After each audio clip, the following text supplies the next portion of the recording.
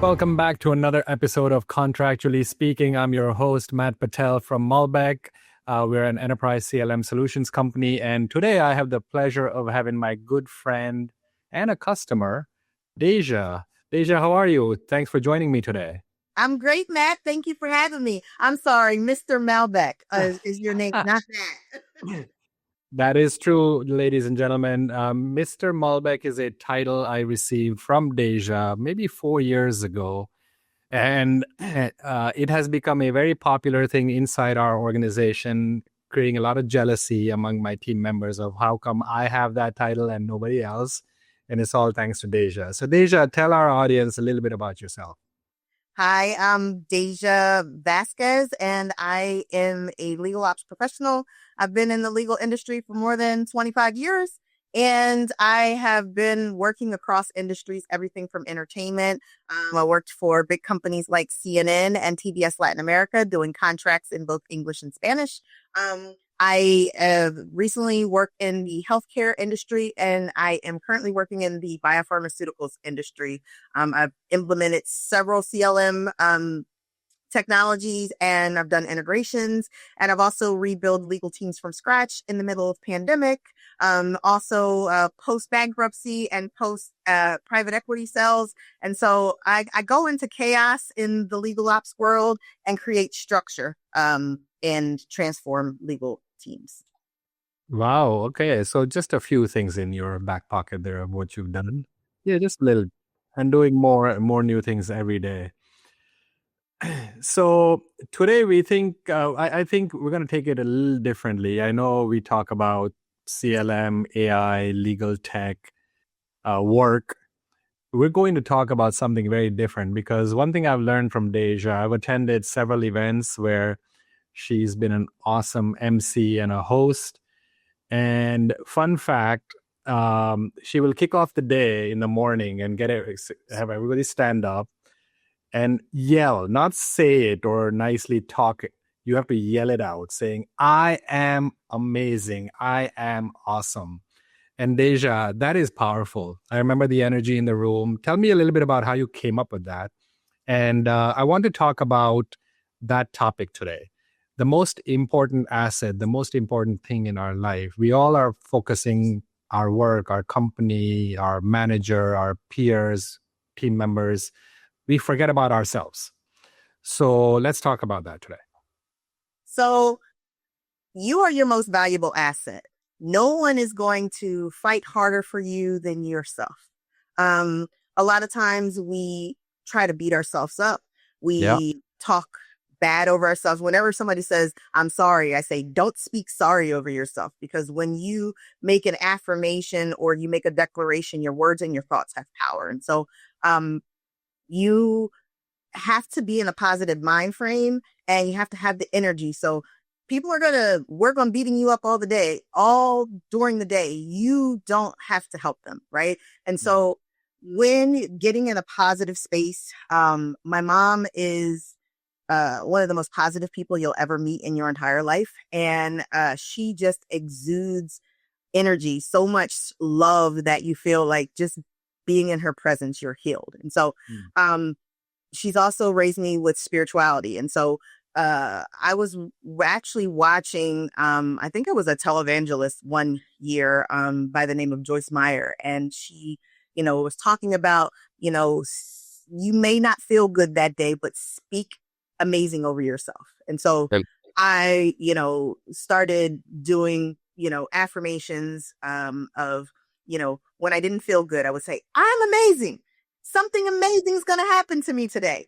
I am surrounded by amazing people and amazing things. And so, whenever I went to these conferences, people kind of, glaze over their eyes. If, they're starting early in the morning, they are very, tired, might have had jet lag. They may have had a morning call that didn't go the right way. And, people knew that they were supposed to be at a conference, but they had the call anyway. And so before we start today, I like people to be in the right mind space. And I also like them to leave everything else behind and think about them first. And so speaking amazing over themselves is important to them. But it's important to me for me to speak amazing over myself. And I want to extend that to everyone else. Because when you say, I'm having a bad day, you're speaking a bad day over yourself. It's like, I'm having a day with challenges, but I'm still amazing. You get to handle that different task, that task that's in front of you or the meeting that's coming next in a different mindset and a different energy. A lot of things you said, let me reflect on it, because one of the things, and I'm probably guilty of this myself, every day we are working, whether you're working remotely from your home office or you're going to the office, there's just meetings, right? You're in meetings from morning to night. Let's forget about evenings. Let's say nights, because a lot of people are still online or chatting or Teams meet. Even to me, even replying on Teams or a text is still meetings, because you're still working and collaborating with people. And oftentimes these meetings run late. And one of my good friends and colleagues taught me one day that we always come into a meeting saying, sorry, guys, I'm late. Think about how many times we say that every day. Every meeting, I'm just saying that might as well be my ringtone when I join a meeting, because that is absolutely the norm. So instead of apologizing and making everybody else feel like, here he goes again, he's late. And also, what's in it for them? Like, okay, so you're late and you're apologizing. How does it matter to the audience that was waiting for you? So instead, start to say, hey, everybody, thanks for joining me. I appreciate your patience, because it's a positive thing to say, appreciating them. Yes. And they were patient. That's acknowledging their patience.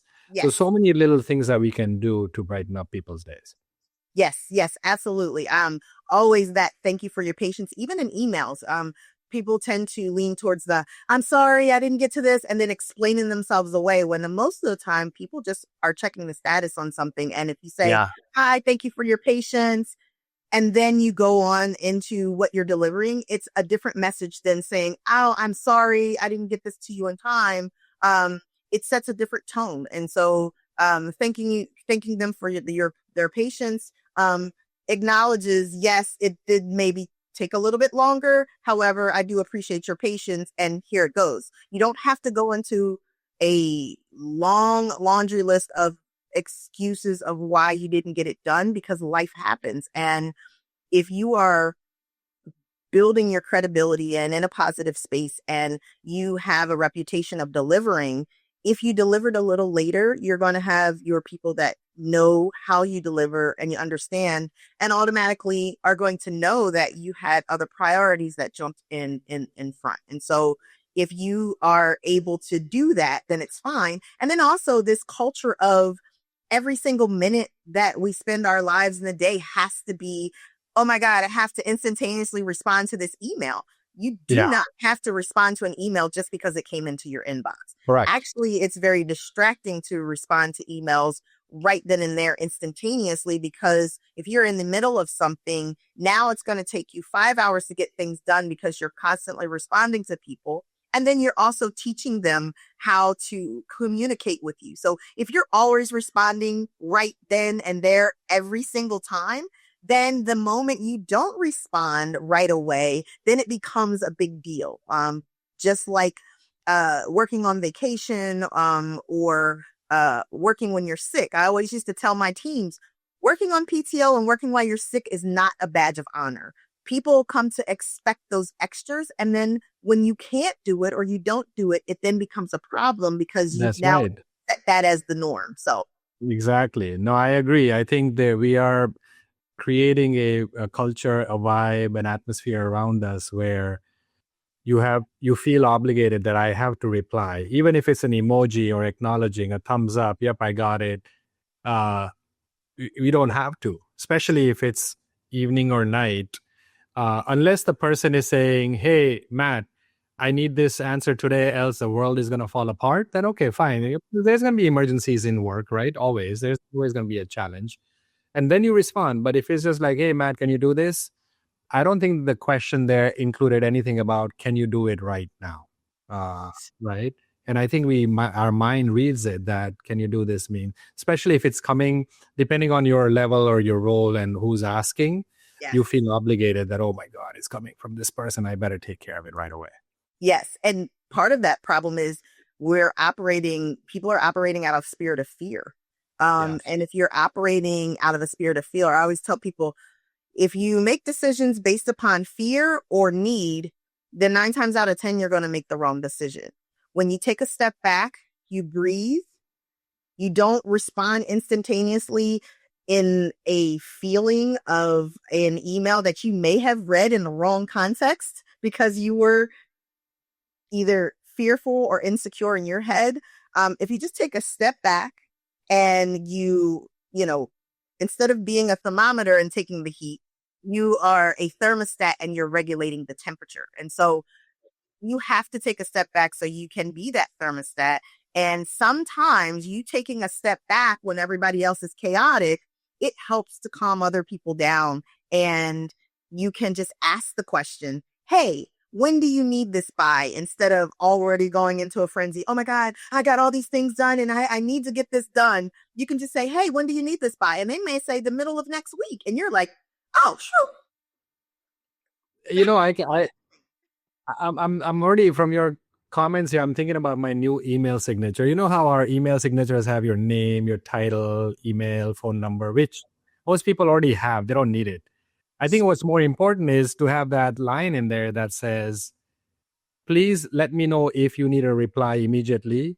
And if I'm not replying to you within 5 days, don't hesitate to bother me and remind me. I don't mind. Something like that. That's the real honest advice that I want to share in my email signature rather than my profile or what I do, because even though that's a rule that everybody knows that I'll email and they can reply whenever, they forget that the other person thinks that just because they got the email they have to reply right away. Right. And what gets affected in the end is mental and physical health. You get stressed out, you get drained out. Yes. You eat, right? Especially working remotely, we're sitting at our desk meeting after meeting. So oftentimes I forget to drink water, so I have to remember to keep a jug on my desk. Second is, there you go. Second is, you remember when lunch hours used to exist? What is that, right? When is lunch hour? So we don't eat on time.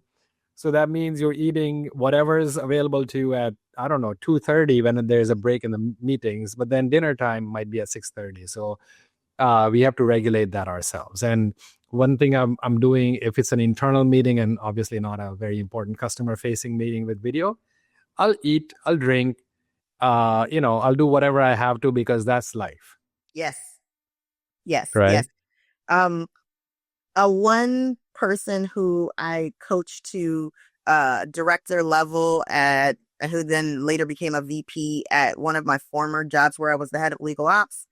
He was the project manager head. And so what he used to say is, Deisha, I am going to put time on your calendar for your lunch. That way you can't delete it.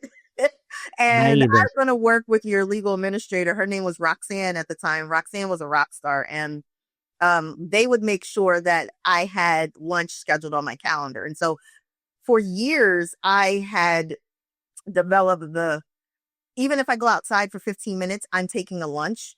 And for that particular role, it was one where I had to train for 3 jobs in 3 different days, and the whole legal team had gone. And 2 months into my contract, the GC left. And so I was the only person in the department for a while. And then we got Roxanne, and then we had to rebuild the department from scratch. And so I was in charge of risk management and the legal ops and the legal team. And it just was no time, it seemed, for lunch. So I had reverted back to old workaholic days, tendencies, and I stopped taking lunches. And so ever since he did that, I now block off time for lunch. Even if I don't actually take it for lunch, it's now blocked off so that I have a breather in my day. But it's important for you to, even if it's for 15 minutes, is to get up from your desk, move around, and walk outside if you can, and reground yourself. Because when you constantly are working through lunch and through breaks and everything else, you think you're getting a lot done, but you are not as productive as you can be if you took 10 minutes and stepped away And that thing that was sitting on your desk for 3 hours, you could get done in like 5 minutes. And you're realizing like, Exactly. why did it take me so long? Why was it so daunting? Because you needed to just take a step back and breathe. And then for me, wellness, I have a walking pad back here that's also, is a vibration plate. So I'm able to use my standing desk here and, type and walk at the same time, or take a break and use my chair, which also vibrates and, lights up so it can give me like energy. And, I just take care of myself during the day. That's another important thing. Create your work environment that allows you to manage and balance health habits, mental sanity, reduce stress. I mean, yes, we have our laptops, microphones, webcams, pens, papers, whatever on your desk, but also keep your water bottle as you showed. Yes. I also keep my multivitamins or whatever. Usually they are in medicine cabinet, but I keep it on the desk now, so you don't forget to take it. Exactly. Trail Yeah, exactly. Trail mix or snacking right on the desk. Create your desk so that you don't forget and it's easier for you to, manage all that. And of course, the chair, I've seen the step cycles underneath the Yes. standing desk, of course, has become very popular. Yes. And then, some of the internal meetings, you will see me doing that. But I know it's distracting and some people get motion sickness watching that. So I'm mindful of that. But it's okay to move a bit while you're on an internal call in particular. It's not just okay, it's necessary, right? Necessary. Yeah. You have to, everybody is in a hunch position. They're Yeah. like this all day, or they're looking up all day. And so people get pains in their neck and different things like that. You know, it's important that you move. And in that particular position, I got actually hit by an 18 wheeler. So when people ask, like, how are you feeling today? I actually got to say, like, I've been hit by a Mack truck. Um, it forced me, as funny as it not, and that's why I tell people, don't say if he gets hit by a Mack truck, say if he hits the lottery, because it actually does happen, right? If it didn't force me to go out on medical leave, I wouldn't have realized, just the screen time, having to make sure that I adjust the brightness on my screen, the fonts on my screen, even the way that I look at the computer, the way that my posture is, where I place my feet, all those things that we take for granted, that, we're going to be young and our bodies are going to be young forever. I think it's important for us to take a step back and to, reprioritize those things and understand, that you do have to get up and move Yeah. around, and it is necessary. It is not those commercials for the drugs that they are, the pharmaceutical drugs that they are proponing everybody take. They have more side effects than they have, things that are going to help your ailment. But one thing they did say, a body in motion stays in motion. And so if Yes. your body going and you stay active, then the better it is going to be for you physically, mentally, and emotionally, and spiritually, to keep yourself moving. And then your teams look at you too. If you're always replying, or you're sending them an email or a Teams message at 2:30 in the morning, and they feel like they have to reply, or they feel like, oh, he's working, so maybe, I should be working. It sets it sets the tone and it sets the temperament for how your team works and responds. If they see that you are prioritizing your health, and they see that, you're prioritizing team building, let's go out to eat, let's go, have a bowling alley or a mystery room, escape room, team building exercise, then they understand that you are prioritizing certain things, and they will also start to do it not only in their professional life, but their personal life. Exactly. I think whatever you do, people will follow. So crazy work habits or healthy work habits, whatever it is, it replicates, and that's the goal. I think we can keep talking about this for another hour, but maybe we'll save other tips and suggestions for the next episode of this. And keeping it healthy, keeping it real. Thank you so much, Deja. Thank you, everyone, for joining us today. Awesome. Thank you so much. And, just remember to take care of your skin health as well. You can have Oh, a yes. light mask, That I know now.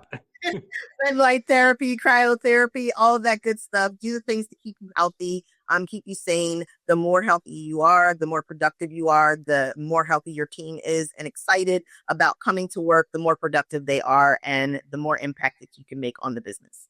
Indeed. All Thanks right. for having Thank you so much, Deja. Yes, absolutely. My pleasure.